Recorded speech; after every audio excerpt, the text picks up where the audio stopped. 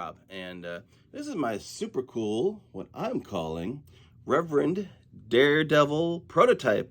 I'll tell you why in a second, and I've got a history with this Reverend guitar, and I've actually owned it twice, so hopefully from this point on, I'm hanging on to it. It is definitely not for sale. It is a fantastic, great playing, great sounding instrument with the Revtron pickups.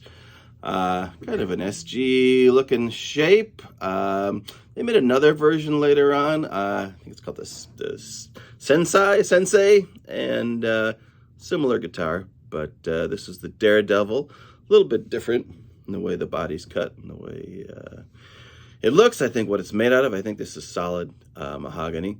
Anyway, so first the story.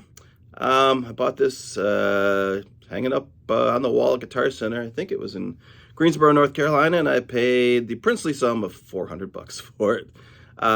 Maybe 10, 12 years ago, something like that. And just loved the thing. Great guitar.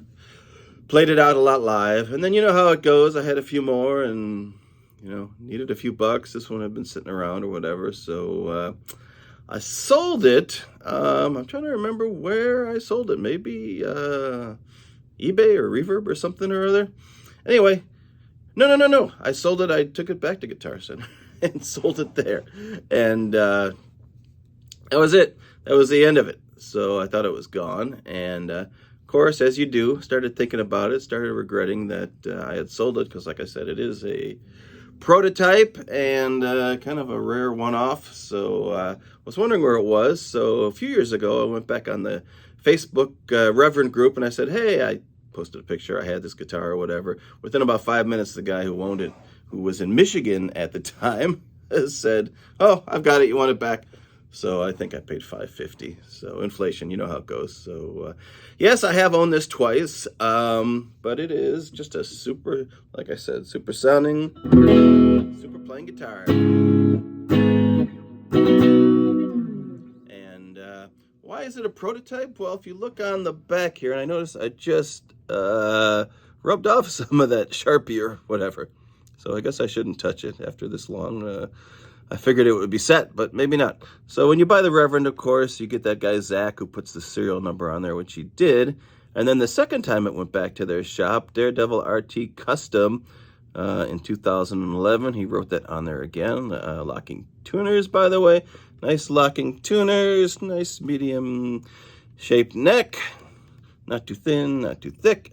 Anyway, so apparently it went back to the Reverend shop in Detroit or outside of Detroit because they had just come out with these Revtrons, and I believe it had P90s originally, and so they swapped out the P90s for these Revtrons and put these black pickup rings around there. I'm not sure what else they changed. I had read a little there was a thread about it online, and someone said, oh, I know that guitar. I know what happened to it.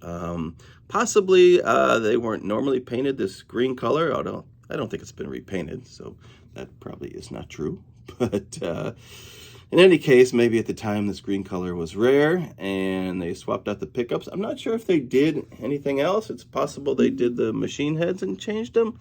I don't know. I heard a couple stories, and I don't really know what the truth is. But in any case, I'm calling it a prototype because after these Revtron, Filtertron knockoff pickups came out, they didn't actually make a Daredevil that had these pickups in it, so the guy sent it back and got the pickups put in.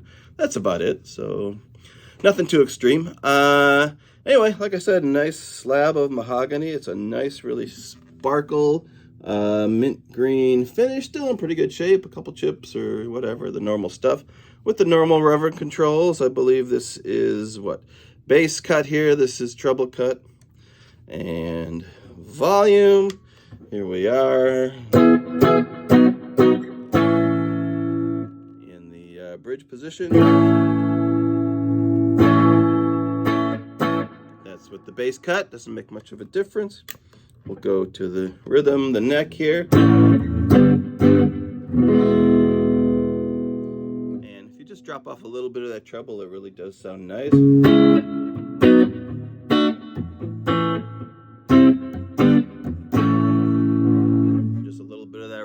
sounds good. Of course, it gets very dark sounding there when you roll off the treble. Yeah, nice little guitar, good for jazzy stuff, whatever.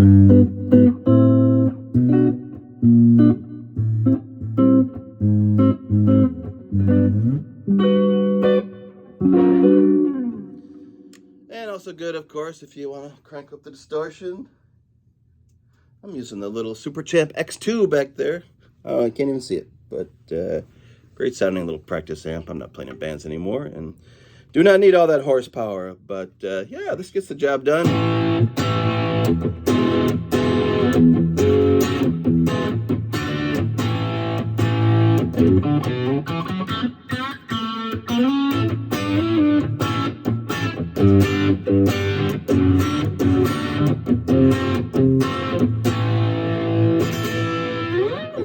All right, so there's a little quickie rundown of my prototype Reverend Daredevil model they don't make anymore. Pretty standard setup otherwise. Stop tailpiece, tunematic bridge, three-way switch, you know.